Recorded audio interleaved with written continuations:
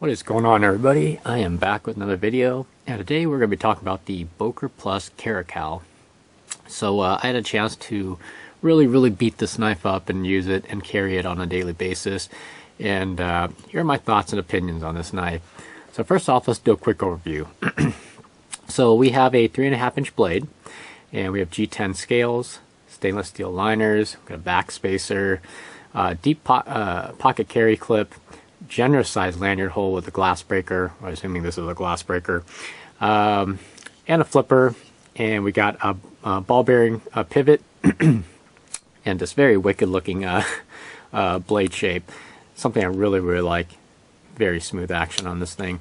So before we begin, oops, I just kicked the camera. Before we begin, I'll just get this out of the way. As you probably noticed, the blade is extra shiny, and that's because I used it so much that I put very deep scratches in it, and I basically had to polish it to remove a lot of the scratches. There's still a lot on there, but for the most part, it's the blade is very nice and smooth down here, so it just glides through everything now. So more on that a little later. Okay, let's start with the handles. So we have a very nice textured G10 handle. For the most part, it's very grippy down here in this little divot and this little milled out part here. This is somewhat grippy. Overall, because of the shape of the handle, it really serves to hold your fingers in, and it's just a nice knife to hold on to. So onto the pocket clip, we got a nice deep pocket clip. The tension is very good, and because it's high polished and it doesn't have any sharp edges, it really rides well in the pocket, and you can deploy and clip it onto your pocket with pretty much ease. There's really not much else to say about it. It's a very good pocket clip. I believe it is reversible. So if you look at the back here, they did put a little cutout there, so you could take this whole thing off and mount the clip on the other side. It's pretty easy. They put a little cutout here for you to get your screwdriver in and take that out. So it's just a Torx screwdriver, and yeah, put it on the other side. Now let's talk about this very aggressive looking, well, it's a tactical knife overall, but let's talk about this aggressive looking back spacer slash lanyard hole slash skull crusher thing on the back here. This thing is really wicked. So I said it was a glass breaker, but I guess it could be. It's not really sharpened to a point or anything like that, but it is, pointy enough that you probably could try and use it as it. I probably wouldn't. But definitely a skull crusher, because, I mean, let's face it, if you get hit by this thing in the side of your temple, you're going to be going to the hospital or worse. So this is really cool. Look at this giant lanyard hole here. 550 paracord, non-gutted, with all the strands inside of it. It will just fit perfectly fine. There's really no wits about it. It's just massive. I mean, this is probably quite one of the largest lanyard holes I've seen on a knife in a long time. So very good. I love it. It protrudes a little bit, but that's the whole point of it, right? The back spacer is nice. This jimping right here is okay, and when I say okay, I mean it's kind of rounded, which means that it doesn't really serve much to hold the palm of your hand in. But in the reverse grip though, however, your thumb can kind of sort of lock in on here, because you definitely don't want to put your thumb up here, because then you probably injure your own thumb stabbing into something. But the jimping on here is decent, provides decent traction. You could probably just file it a little bit to create a more sharper edge if you really wanted to, but yeah, no big deal there. Stainless steel liners. It is a liner lock, which is now my preferred lock type these days. Locking up pretty early. It's let's see if I can get a better shot of this thing.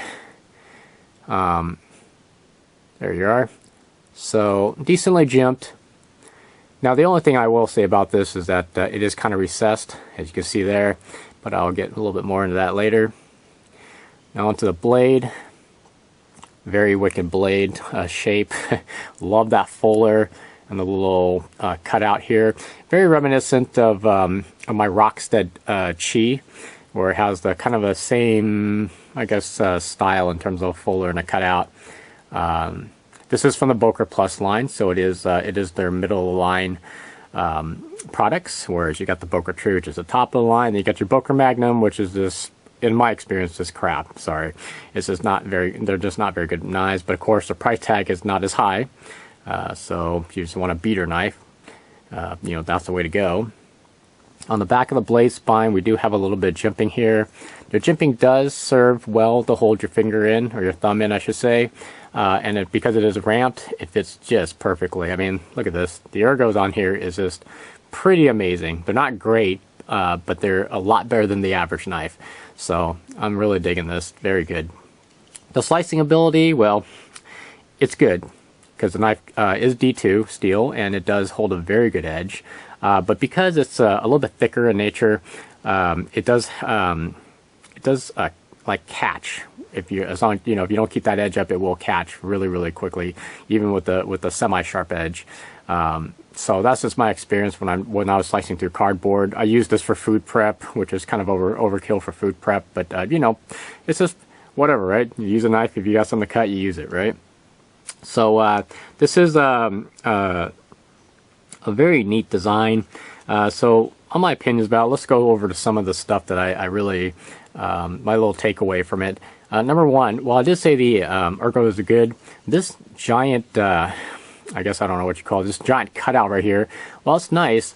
Now I have medium-sized hands. I don't even care if you have large hands. This is like a 2-finger choil here because, I mean, for me personally, if you notice where my fingers are falling here, you notice how my ring finger is just falling right on that little sharp point there. Well, it's not sharp, but a little point here. And it's not very comfortable. So usually, often when I grip on a knife, I have to move my fingers back and grip it down here so it feels a little bit more comfortable. But, for the most part, it's not bad. It's just kind of annoying when I'm gripping and I was like, oh, shoot, now I got to readjust my grip down here somewhere and get a better grip. But then at that point, and now I got to reach up for the thumb ramp. So it's very odd to get a good grip on it when you first grab onto the knife. As opposed to something like the 0220 right here, where once I grab onto it, you see that choil there, that cutout finger groove, whatever you want to call it, it's really meant for one finger. You're not going to get 2 fingers in there. So when you grab onto this knife, it's so natural. Your fingers just fall right into the whole finger groove here, and then this wide, extra long curve here. The rest of your fingers can just fall right on. Not so with this. This is just, it's just very odd when you first grab onto the knife. You're just kind of like adjusting your grip constantly. This is extra wide, this is extra thin. It's just odd. But again, because of the flipper and this, it really, really serves to hold your hand in. So that's what I really do like about it and hate about it at the same time. Again, the pocket clip is really nice. Pull it in and out of your pants, clip it onto your pockets. Very simple. The other thing about this is when it's in my pocket, all right. So I wear 511 pants that have like the extra pockets on the front where I can keep my knife. But if you keep this in a pocket that you're constantly putting your fingers in, your hands are going to be scraping up against this point here, and it sometimes does scrape here. But because the knife is so heavy, it just it's just banging into your leg all the time. But it's definitely, I mean, you can EDC this, and which I have, but it's rather annoying for me personally to EDC this because it's such a heavy knife, and it's so wide, and it's just a large knife. I mean, it feels large in the pocket. It's just very strange, despite being about the same size as a Hinder XM18. It feels a lot larger than an XM18, but I have found myself scraping my fingers against this thing, skull crusher while I'm reaching in. I'm just going like this. I'm hitting it. So that's a little bit of annoyance there. Flipping action is awesome, by the way. Watch this. Just smooth. This is like this from factory. I had not adjusted the pivot. The blade centering is only very, very slightly off, but for the most part, it is dead centered. But flipping action, just unbelievable. Very, very good flipping action. Very smooth. Basically, it's just a hair under how smooth my 0220 is. I mean, my 0220 just falls under the weight of its own blade. This one, you kind of got to give it a minute, and then it just falls. Very awesome action on this. Deployment is like, 100% every single time, just like my ZT0220. So pull back, light switching it. It's just, no problems there. And definitely a lot better flipper than my Boker Plus Caracal. I'll say I'm just very surprised at how unsmooth that flipper is out of the box. I don't know. It's just something I wasn't expecting from something that had a ball bearing pivot on there. But Okay, so again, onto the blade. It's very wide, it's very big, it's very scary.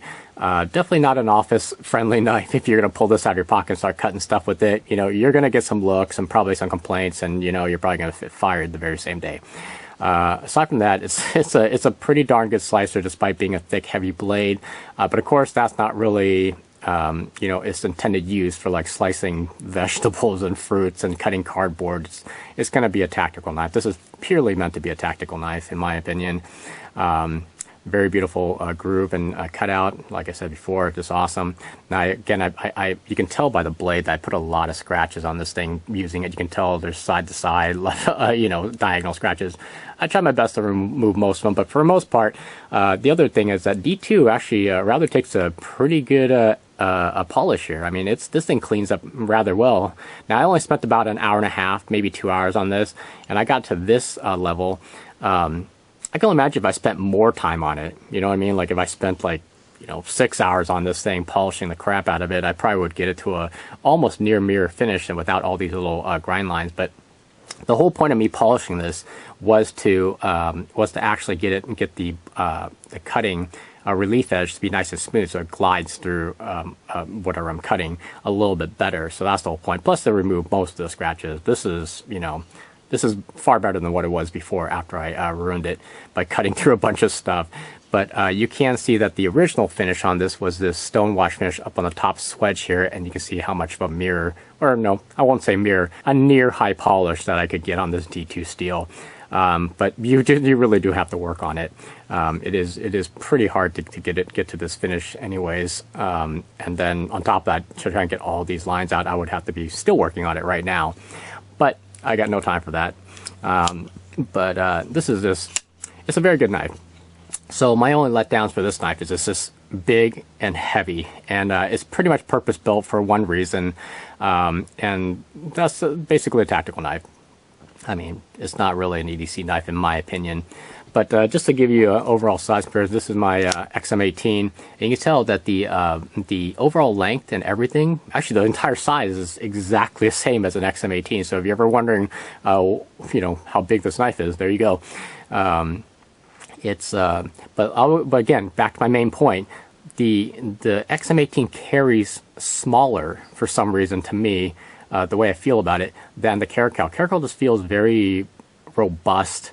I know not that the XM doesn't feel robust, but just extra heavy for some reason in my pocket. No clue why that is. The XM just carries a lot better in my pockets, despite being like non-round off edges and, you know, a little bit obtrusive. But I mean, but you can tell the thickness of it. It's pretty much the same thing in dead on. It's only slightly longer because of the skull crusher on the back of it. But I will say this glides in and out of your pocket a lot better than the XM does. This clip is just amazingly annoying to take on and off out of my pockets. But, oh, and plus that the XM doesn't really flip as well. But you can also tell I put a mirrored edge on here, or high polish edge on here, or sorry, high polish blade on here, on the relief here. This is 20 CV, and I have to say this also cleans up decently. Well as also, I worked on this for about 2.5 hours, and I got to this kind of a finish. So not too bad, I guess, but glides through all the cuts. Anywho, I'm just going on and on now. Here, we'll just throw this out here, just for the heck of it. Oops, you know, my camera's angled, so I'll put this in the middle here. There you are. You guys can take a look at the size comparisons, 0220 and the XM18. But anyways, I think I rambled on long enough. Again, this is the Boker Plus Caracal. A wonderful knife for tactical purposes, wonderful knife for just overall usability, and you know, just cutting through whatever you need to. But it's overbuilt, too heavy for EDC in my opinion, and the ergonomics are a little bit on the iffy side for me because of this massive, you know, cutout here. But it does serve to hold your hand on the handle really, really well. At the end of the day, I'd probably carry the XM or the 0220, much more EDC friendly carry. The weights on these are, you know, I mean, the XM is a heavy knife, let's face it, but this has a better ergonomic handle, a better grip on the G10 scale side.